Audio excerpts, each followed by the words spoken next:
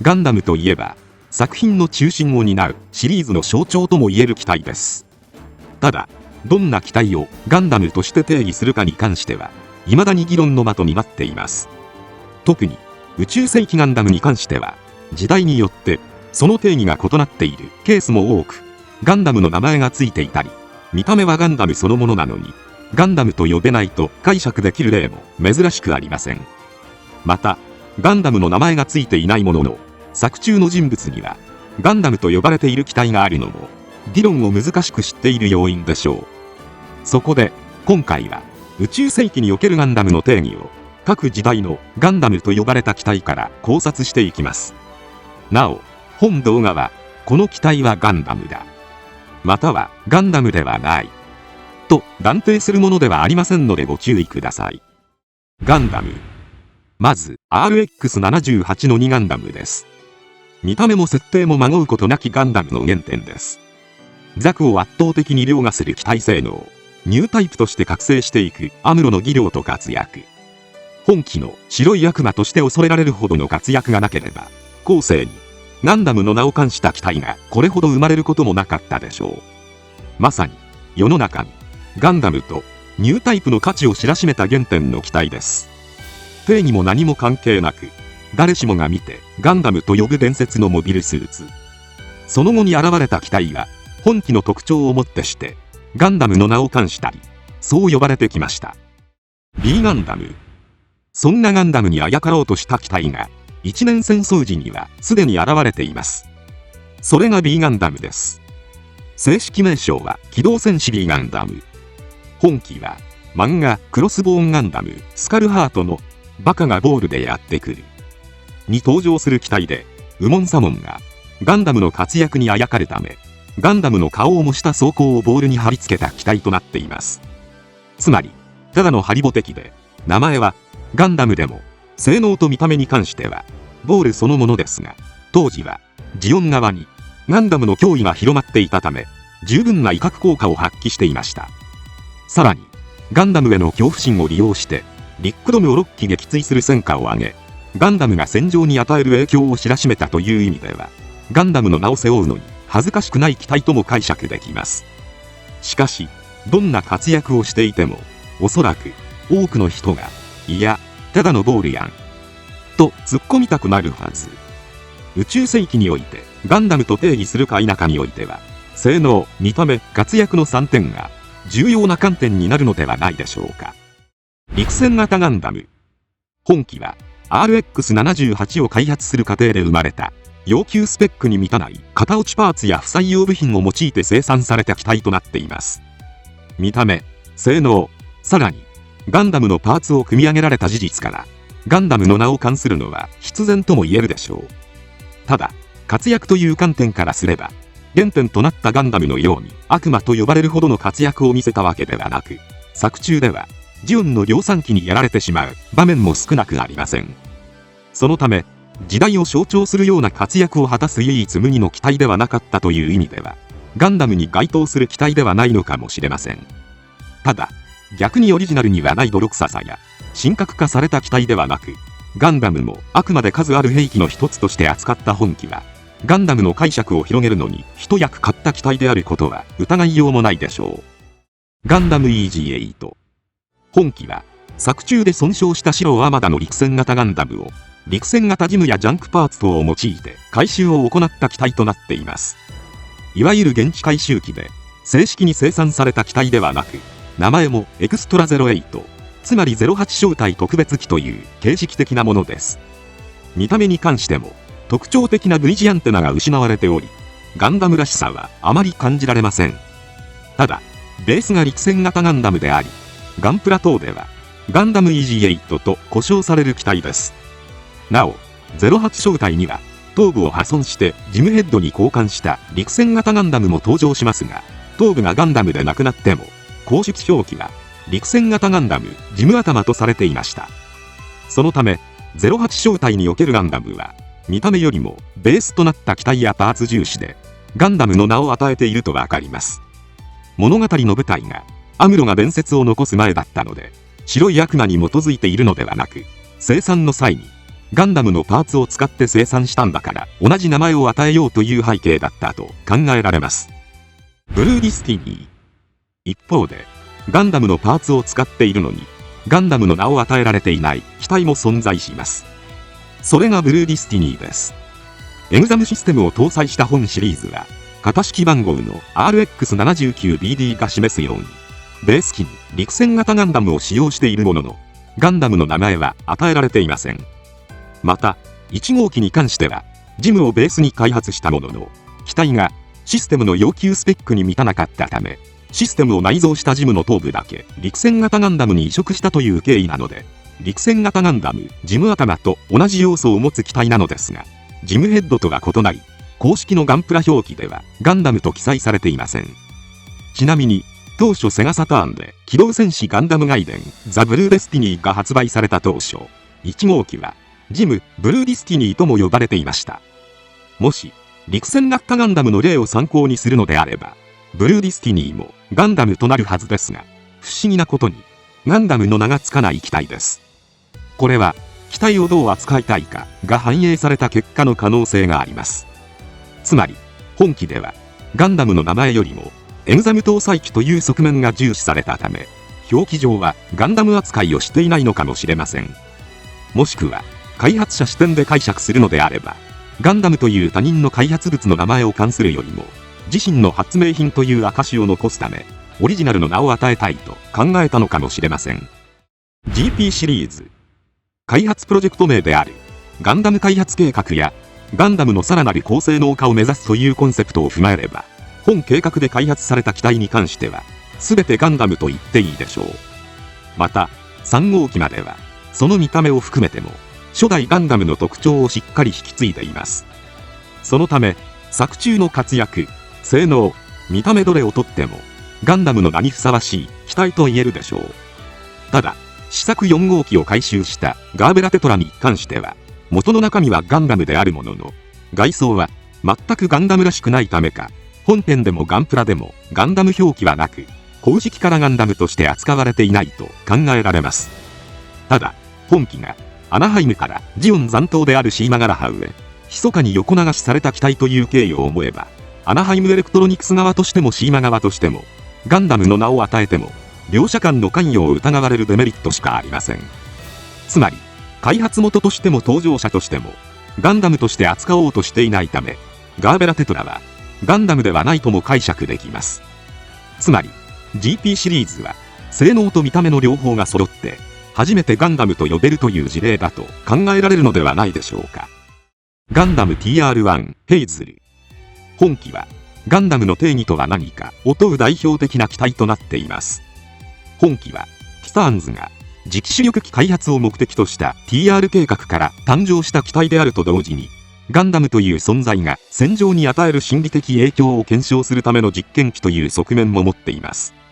そのため、ヘイズルは、素体にジムクーエルを使用し、頭部にガンダムヘッドを使用した、まさに、見た目だけガンダムな機体です。故に、ヘイズルの性能的にはガンダムと呼べるほどのものでもなく、小説版アドバンス・オブ・ゼータでは、技術者からガンダムではないと言われていました。しかし、本機の見た目やコンセプトの視点から考えると、ガンダムとも解釈できます。そのため、性能面、登録名、見た目、これら3点の中で、性能面は歴代のガンダムに比べると劣っていますが、実際はガンダムの名にふさわしい活躍を見せていくため、まさにガンダムが戦場に与える影響の大きさという点では、まさしくガンダムとなっています。なお、甚大なダメージを被ったヘイズルを修復、強化したヘイズル界は、見た目、性能ともにガンダムと呼べるものになりました。また、漫画アドバンス・オブ・ゼータ・リブートでは、ジムクーエルにガンダムヘッドを取り付けただけの機体、アーリー・ヘイズル、ジムクーエルが登場。本機にガンダムの名称はついていません。しかし、ヘイズルは書類上も性能的にガンダムにふさわしい能力を得たので、ガンダムとして登録されたと記載されています。これらのことから、公式的には、ジムクーエルの頭部をガンダムヘッドに交換しただけでは、ガンダムとは呼べないものの、強化改修が施され、スペックも伴うことで、自他ともに認めるガンダムになるということなのだと思われます。ビッグディアス。本機は、開発にジオン広告系の技術者が多く携わったため、見た目はジオン系モビルスーツの特徴を備えた機体となっています。しかし、装甲やフレーム材にガンダリウムガンマが採用されているため、開発時は材質の名前から取り、ブレックスフォーラ準将からガンマガンダムという名前が提案されていました。ただ、クワトロ・バジーナがこの提案を煙たがり、希望砲の発見者バーソロミュー・ディアスの名前から取ってリック・ディアスと名付けられたようです。なお、クワトロがガンダムの名を避けた理由は、オリジナルのガンダムに敬意を表したのではと言われることもありますが定かではありません。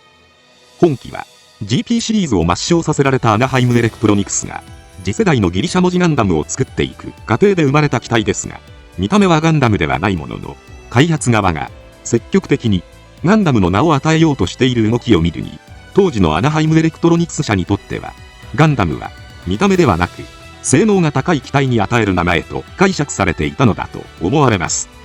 ちなみに本機がガンダムかどうかは公式でも扱いが分かれているのか、ガンプラ等の箱にガンダムの表記はありませんが、プレミアムバンダイでハイグレード版が発売された際には黒の量産機ガンマガンダムとも紹介されていました。ガンダムマーク2。本機は RX78 を生み出した連邦が明確にガンダムの後継機として開発したということもあり、見た目スペックの観点含めまごうことなきガンダムです。さらに本機はティターンズのフラッグシップ機であると同時に、アースノイドからスペースノイドに対して権威を示すための象徴という開発コンセプトからしてもガンダムであることを重視して開発された機体とわかります。スペックと見た目の両方が揃ってガンダムと言える代表機体の一つではないでしょうか。ギリシャ文字ガンダム。ガンダムマーク2がエウーゴの元に渡ったことで、アナハイムエレクトロニクスではガンダムの名を冠したモビルスーツが多数開発されることになりました。代表的な例で言えば、ゼータ計画から始まったゼータガンダム、ダブルゼータガンダム、スペリオルガンダム、そして後年のニューガンダム等が挙げられます。ガンマガンダムの件からガンダムタイプには見た目も重要だと学んだのでしょうか。見た目も含め時代を変えるようなスペックを持つモビルスーツの象徴としてアナハイムエレクトロニクスではガンダムの名が使われるようになったように感じられます。 RX0 ユニコーン。本機に関してはデストロイモード時の見た目、スペック、活躍どれをとってもガンダムの名を与えられるにふさわしい機体となっています。また小説版によると、本機がガンダムタイプとして開発されたのにはジオン根絶の象徴、そしてニュータイプ神話を否定するための機体にニュータイプとともにあった機体名を与えるという意味合いがあったと語られていました。そのため本機はマーク2同様プロパガンダの一環としてガンダムの役割を与えられた機体となっています。ただ結果的にはバナージが登場することになり、当初の思惑とは違う活躍を見せることになりました。クシー&ペーネロペー。両機ともモビルスーツが怪獣的進化を遂げた時代に開発されたため、どこか怪物感あるデザインをしていますが、ガンダムらしい特徴、ミノフスキークラフトを内蔵した圧倒的性能、そしてマフティー・ドーランを通じた活躍を考えれば、まさに性能、見た目、活躍から時代を象徴するガンダムとわかります。ちなみにクシーガンダムに関してはニューガンダムを引き継ぐという意図で名前を付けられているため、アナハイムエレクトロニクスのギリシャ文字ガンダムの系譜に続く機体となっています。ただペーネロペーの解釈に関してはメディアによる扱いの違いが見受けられます。本機が SD ガンダム G ジェネレーション F に参戦した際に本体がオデュッセウスガンダムと名付けられたのですが、小説版では設計思想にはガンダム系モビルスーツの名残があると設定されるにとどまっており、ガンダムの名を冠するモビルスーツとは扱われていません。